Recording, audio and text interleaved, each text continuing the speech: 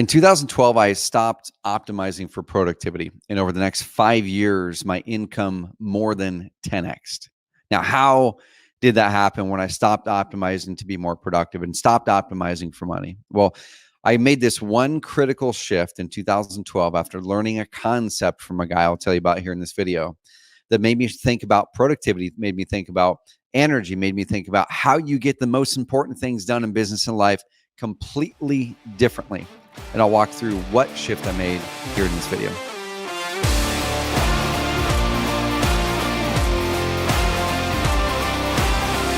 In 2012, I was running an online business. I had 2 software company investments. I had real estate.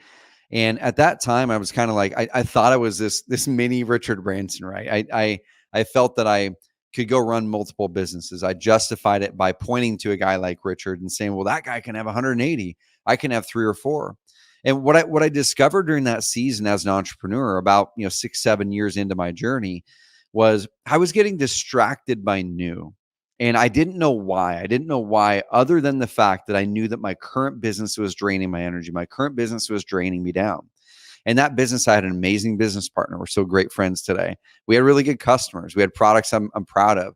And so when you look at those things, and we were making good money, when you're looking at those things, you go, well, why is your business dragging you down? Well, the wisdom that I got, that a lot of us get, is draw a line down the middle of a piece of paper, write all the things that make you money on one side and all the things that don't make you money on the other side, right? And then you have this big old list, and that the conventional wisdom says, grab all the things on the side that aren't making you money that you're doing, and then delegate them all, right? And then all the things over on the other side that are making you money, spend more time doing those things. And I did that. And that took me from 0 to getting my first $100,000 a year in business to getting to 300,000, to getting 600,000-700,000, and it also led me to despise that very company that I had built. I had built this company for freedom and for impact, and I'd felt that I was working for the business rather than the business working for me. And so I remember talking to a friend of mine, a guy named Greg, and Greg is a highly successful entrepreneur. At that time, he ran a software company that had 20 or 30 employees. He bought a big farm. He had a bunch of other different types of things going on. And he and I were talking. And in that year, I joined my first ever mastermind, my first ever paid mastermind, because I'm like, I need to get around that guy, because it seems like he has energy. Seems like he loves his work. Seems like he's growing. It seems like, he has time for his family. He coaches his kids' football teams. He goes to church, like all these things that for me, I was going, that's where I want to be. And there's a big gap between where I want to be and where I am today. Okay. And so I got close to him. I joined that mastermind with him. And this one concept that was the kernel of something I now call the energy audit.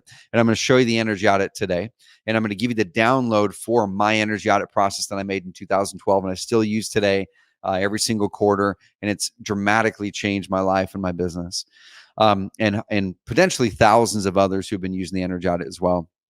But this kernel of advice that I got back in 2012 in that group with Greg was, you've got to figure out what your unique abilities are, right? I'd heard phrases before of unique ability or genius zone or things like that. The things that you're really, really good at is what I thought it meant. But then I ended up going to this other event. Greg said, dude, you need to go join this other coaching program, this thing called Strategic Coach. And I did. I jumped into Strategic Coach with Dan Sullivan. Amazing program. I was in it for just the year. Probably should have been in it for longer than that, but I got what I needed out of it for that year in that part of my life.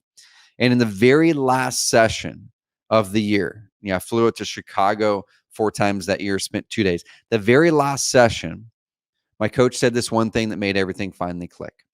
Okay, she said, you'll know your unique genius. You'll know your unique ability by writing down the things that give you more energy when you're done doing them than when you started doing them.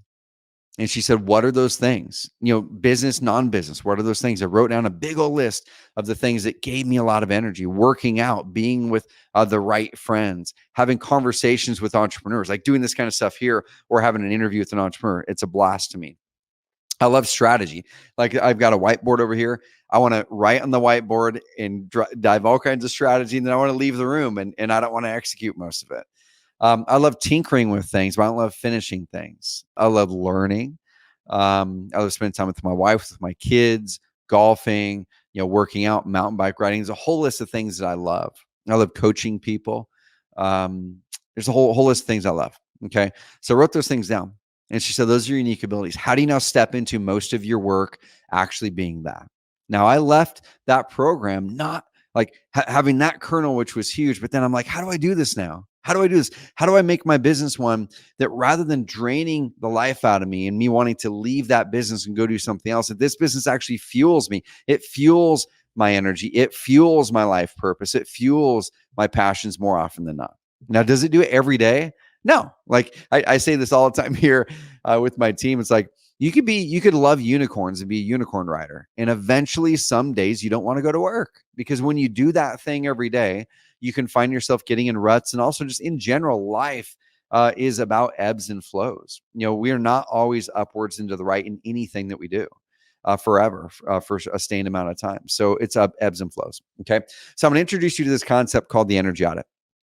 And over that next 5 years of my life, from 2012 through 2017 or so, my income more than 10x. Okay. Since then, it's probably 15 to 20x. My net worth is probably 100x or more since I made this one critical shift. And it's called the energy audit. I have a link in the description below, or if you're listening to this on the podcast, go to trevormauch.com/freedom. That's trevormauch.com/freedom. That's Trevor, TREVORMAUCH.com/freedom. And you can grab my energy audit. Okay. So I'm going to bring here up on the screen in my iPad, show you my energy audit. Grab the worksheet. I want you to spend 15 minutes a quarter on this, but let me kind of draw through the mindset of how energy works and why it'll change your life. I feel the way that it changed mine as well. Okay. So what happens is this, is we're growing and we have this amazing vision. I've talked about this before, that there's some sort of impetus of something that drives us forward. It's a problem we're running away from, or a job we don't like, or an income ceiling that we're hitting. We're like, I want to push past this. I want to do better. Or we're trying to move away from people saying that we're not capable of doing something. And that gets us moving out of the gates, moving towards something. We're a dreamer, like I talk about in the first level of the Entrepreneur Freedom Formula, the growth levels. And we start to have something work. Okay, things are working. It's not always an upward climb, a little bit of troubles here and there. But then we hit this spot. This is one of those levels. It's usually going to be a growth level. It's a growth level at 300,000 or a million or 100,000 or 3 million. It's usually around those growth levels you're going to start to hit these pains. And then you start to hit it. You have this upward momentum. You feel like everything is going great. You've bottled success. You've bottled energy. Things are going good. Okay. And you're kind of running off of the novelty of new. You're running off of the novelty of the new thing, the new effort, the new momentum. You're still trying to escape that thing you're running away from. But then eventually you get to the spot where you hit this wall. You continually hit this wall. Okay, you go up and you hit against this thing. You're like, I cannot crack through this part of my life or business. That's exactly where I was in 2012.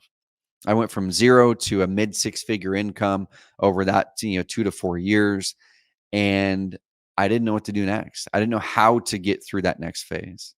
I didn't know how to delegate effectively. I didn't know how to do certain things. I didn't know even what I should be delegating. I delegated things a way that actually gave me energy, but there were things that I felt didn't make me money. I was following the conventional wisdom. So when we hit this spot here, that's where we hit what Dan Sullivan calls the ceiling of complexity, right? Things got too complex in our life, too complex in our business. And we're going to continually bounce back and forth against that.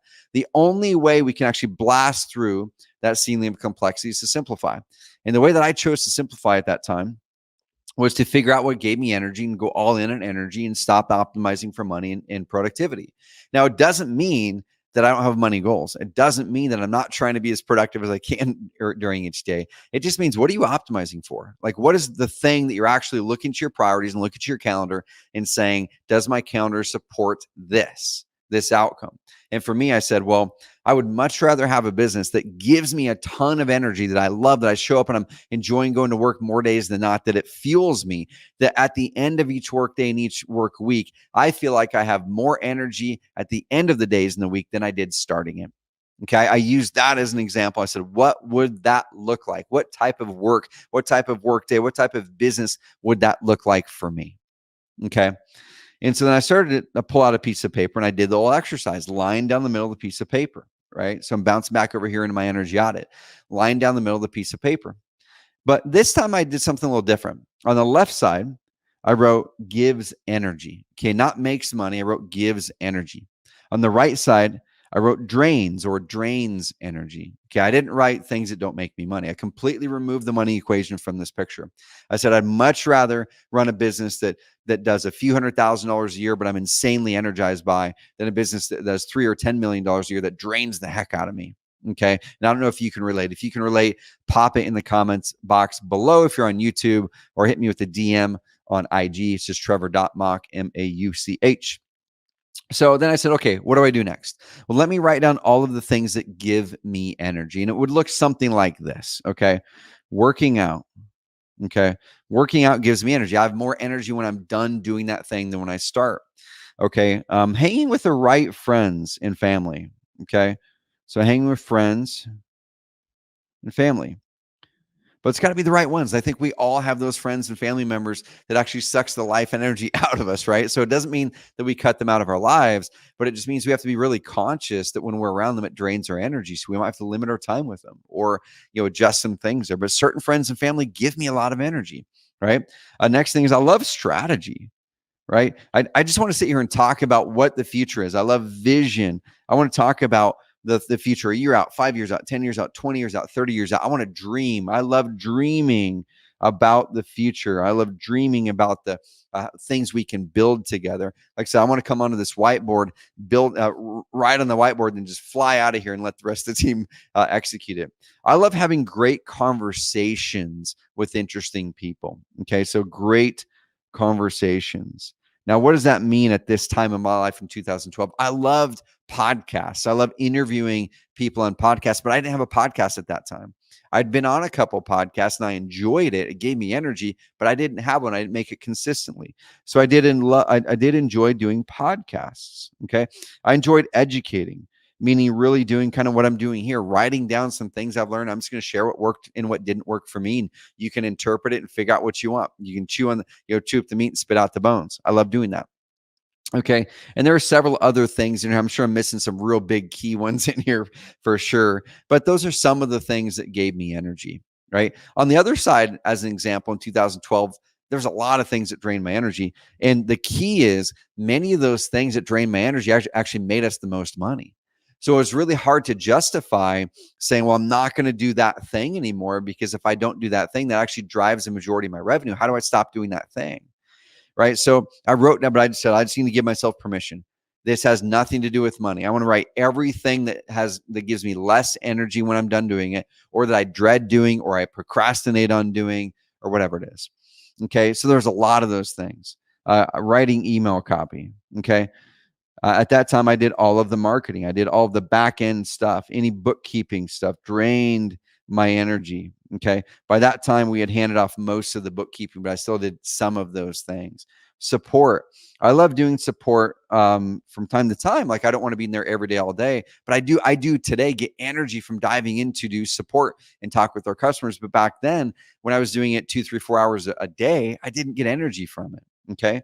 And then it's going to go on down the list. I didn't like doing long format blog posts, but the challenge was, guys, I was really good at it. Like, people paid me a lot of money to do that, and my businesses made a lot of money from doing that. I didn't like a whole list of all these things I was doing. I didn't like building web pages. Okay. I was actually building my own landing pages. So I didn't like building web pages. I didn't like meetings. There's a whole list of things. I'm like, I don't like these things. They drain my energy. So I had this giant list that was longer. And I looked at that list and I said, okay, how do I now take this list, and how do I every quarter swap out energy drains for energy gives, energy drains for energy gives? And I thought, I think over a year, 2 year period, I can swap out in a methodical way every single quarter. If I do this energy audit once a quarter, 15, 20 minutes, if I can swap out 1 to 2 energy drains and add in 1 to 2 energy gives every quarter, over a year or two, my life will be completely different. And maybe, just maybe, because I'm doing work that gives me energy, that I love, that I'm stepping into, do things that I'm amazing at and could potentially be world class at if I really focused on, maybe, just maybe, I'll even be making more money. Okay. So then after you write down your energy gives and your energy drains, I'm going to come down here, and this is kind of your audit now. I'm going to go, okay, what percentage of my average work week now am I sitting in things that give me energy versus drain my energy? Okay. This is key, y'all, because what do they say? What's not measured can't be moved. And so what a lot of us do is we write down, we do a brain dump. We do a brain dump of all these things, all these open loops in our brain, all these things that are draining our energy. Then we go, oh, I feel so good that I just did that brain dump. But then we don't take the next step to now say, how do I know when I'm getting better at this? How do I know when I'm progressing? Versus just whenever things get built up and you get stressed and you have that gridlock, you do a brain dump just because you have to do the brain dump. Otherwise, your brain literally can't even function anymore. How do we prevent that from happening and you continually prune and make progress happen? Well, I said, well, let me write down a percentage. What's the percentage of my average week today, my average work week that gives me energy, my average week that gives me energy versus drains my energy? In 2012, in 2012, it was about 20% of my week gave me energy and 80% drained my energy. No wonder I didn't want to go to work in the morning. No wonder I didn't see a vision for me in this business anymore. No wonder I was doing everything I could subconsciously to not go do the work I was about ready to do that day. No wonder. No wonder I started to despise the money that was coming in because it was adding more of that pain because it had me do more of these things that drained my energy because I was optimizing for money and productivity and not for things that gave me life. Okay. So I looked at this and I said, okay, what do I do now? How do I change this? How do I flip flop these numbers from 80% energy drains to 80% energy gives over the next 2 years? Okay. So I went over here to the energy drains column and I started circling things. I said, let me circle one or two of the things that are draining my energy the most. And let me write down how much time per week that I'm spending on those things on average. Just kind of finger in the air, figure it out. So writing long format blog posts at that time, I was doing 1 to 2 of those a week, and it would take me 2 to 3, 2 to 4 hours sometimes to write a full, well-written 2 to 3,000 well-researched piece of content. Those are actually what drove my business as we grew. Okay, actually, this I'm kind of mixing up years a little bit. This would have been 2016 on the long format blog post, but everything else in here would have been 2012 for sure. Okay, that was once I got into Carrot using the energy out again. But let's play with that example. All right, so let's say that the long format blog post that was 5 hours a week. Okay, 5 hours a week, but it makes us money, so I can't stop doing it. Someone's got to do it. Okay, so now let's say that the next thing was support, and let's say that that's 7 hours a week. Okay, I'm going, oh my gosh, those 7 hours plus the 5, it's 13. It's 12. It's draining my energy. Okay, so that's 12 hours I'm going to work on buying back. Okay, so then I go over here and I go, cool. First priority this quarter, first priority in Q2 or Q3 or Q1 or whatever quarter you're going into, isn't that next project to drive more revenue. It isn't this or thing over here. It's not the normal things that your business coach would tell you to put on your priority list. Your first priority is literally to get those off of your lap, gain back that 12 hours so you can swap it out for something over here in the energy gives column. Now, here's something I want to give you permission on. Okay. And this is something I had to learn through going through it a couple times. I would find myself getting stuck because I was having things over here that made me money but drained my energy. And then I was having things on the other side that gives energy column. And I was going, oh my gosh, I felt guilty to offload things over here that made me money but drained me my energy. I had guilt in my mind on adding things to the list that gave me energy, but I had no clue how they would make us money. No clue. I'm just going like, okay, I don't know if I should start a podcast because I have no clue how it's going to make me money. Okay, yeah, I know I should get working out and it gives me energy, but man, I don't have the time for it. Right? We need to build the business. And so what I did in that moment is this, you know what? This isn't an experiment about how much money I can make. This is an experiment about building a business that I love, about building a business that gives freedom and impact. And let me optimize for that. Let me just fully step into this and take that leap of faith and make it happen. So I started writing down things. I'm like, you know what? With that 7 hours, I'm going to get back to working out. Okay. I'm going to get back to working out and I'm going to get back to doing X, Y, Z. Okay. I'm going to start a podcast as an example. Okay. And I go, I have no clue how those are going to make me more money. But I do feel that if I can get those 12 hours back and I use some of the hours, 5 hours a week over here on working out, 1 hour a day. And if I can use 2 hours a week on podcasts, that right there is 7. That still gives me 5 extra hours now to invest into doing other things in my life with my family, self-care, or in my business. I'm a net positive. So I did that. And over the course of 2 years, I did make that switch. I flip-flopped it from 80% energy drains to 80% energy gives. And I stepped into the asking the question of, well, how can I do strategy but delegate to amazing people the tactical execution? How do I build a podcast and give me energy while still having things grow the business around me? And here's the crazy thing that happened, y'all, is as I stepped into starting a podcast, as I stepped into doing content the way that gave me energy, not rather than drain it. I get energy by doing video content, but it drains my energy writing long format written content. But that's what made us money. I said, if I just step into these and I find my voice, if I do enough reps, eventually they may actually turn into a business driving activity. But I'm just using them right now for a light of energy in my week. I said, if nothing else happens other than I know going into Thursday, I get a bunch of energy, I think it's going to make me show up everywhere else in my life way better. It's going to help me show up better as a husband, as a father, as a leader. It's going to help me show up better everywhere. And so I made that leap of faith, y'all, and my life changed. Okay, that's when I decided to part ways with that business. Over the next 2 years, stepped into and built Carrot, which became carrot.com, one of the fastest growing companies in America, 5 years in a row. Fastest growing software company in the state of Oregon for 2 years in a row. One of the most philanthropic small businesses in the state of Oregon, I think 2 or 3 years in a row. A team of 50 plus amazing people, 8-figure company. Now, is every day rosy? Is every day high energy? I will tell you this. When you hit those times, diving back to my iPad, when you hit those times on that growth path and you hit those pain lines, okay, what is very, very tempting to do is when you grow and you get that energy out it dialed in, you hit that next thing. What's very tempting to do is when you hit that next pain line, that next ceiling of complexity, it's tempting to look at your calendar and work more. It's tempting to justify not working out today because you need to do this work. It's tempting to take on work for your team members or to say, I will do this versus delegating this to a great person. Those are things that are all tempting. And when we stopped doing the energy audit, there was a couple periods where I let myself get so busy, I stopped pruning using the energy audit every single quarter, where I found myself back in that spot for weeks. And one time it was a couple months where I'm like, I don't like my work again. So this isn't a one and done thing, y'all. This is literally, you've got to prune every single quarter, every single quarter. Okay. We want to, we look at things like this. It's energy give, energy drain every single quarter. On the quarter, don't miss it. Put it in your planning, put it in your calendar, just like you plan for anything else you would do on the quarterly. Literally have on there an hour every quarter to block out, do your energy audit. Another half an hour or an hour to take that and put it into your calendar to make sure you're delegating those things that you want to delegate. And then make sure you have the time to actually now go backfill with the things that give you the most energy. But every quarter, you want to increase the gives, increase the energy gives.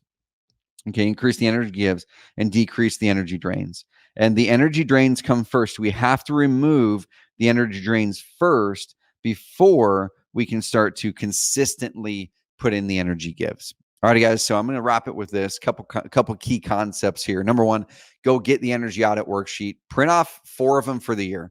Okay, put them in your office desk, put them wherever, put them in your iPad like I've got them. Print off 4 of them and put it in your calendar today to do your energy audit this next week, especially if you feel like you're in a spot where you're getting drained and you're not enjoying work again, or you're not advancing forward and doing the best work of your life, the stuff that's in your unique genius. Okay. So that's step 1.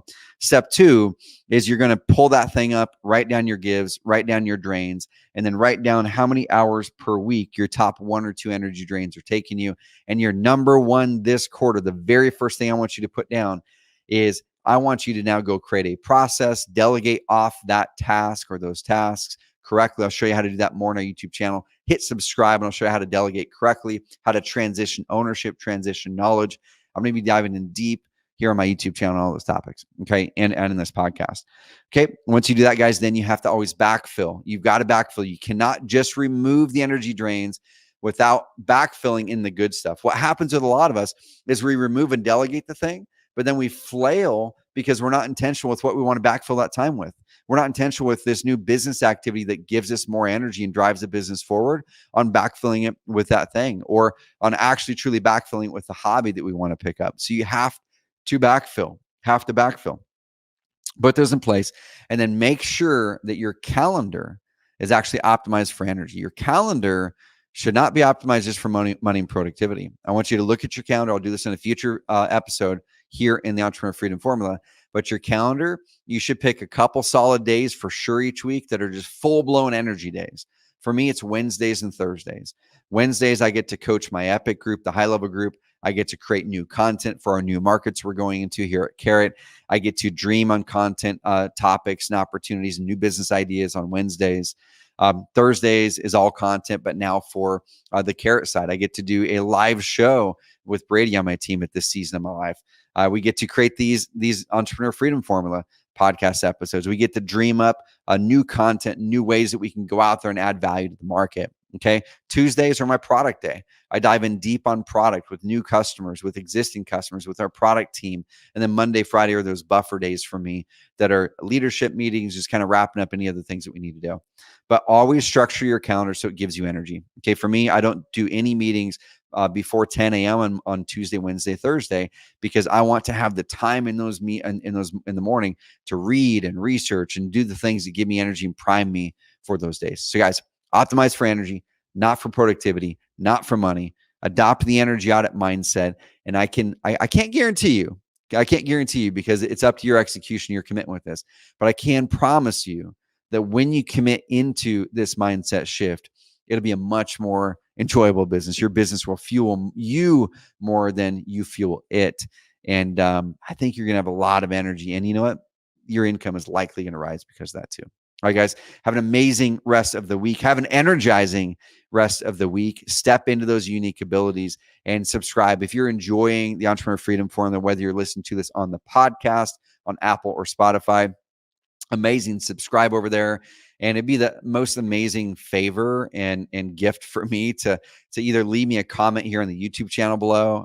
I know we're just getting started on these, but I'm crazy pumped to share what I've learned as an 8-figure entrepreneur to be able to build a better business. I'm not perfect. I've had a lot of bumps and bruises. I continue to, but I'm going to share those bumps and bruises with you. I'm going to share the successes with you and all the models along the way that have helped me succeed up to this point. All right, guys, hit subscribe on YouTube, subscribe over there on Podcast World, and give me a rating and review. Are you enjoying these episodes? Hit a like button on YouTube or rating and review over on the podcast land, and share this up with at least one other entrepreneur who you think can benefit from this. All right, guys, have an amazing rest of the week. We'll talk soon.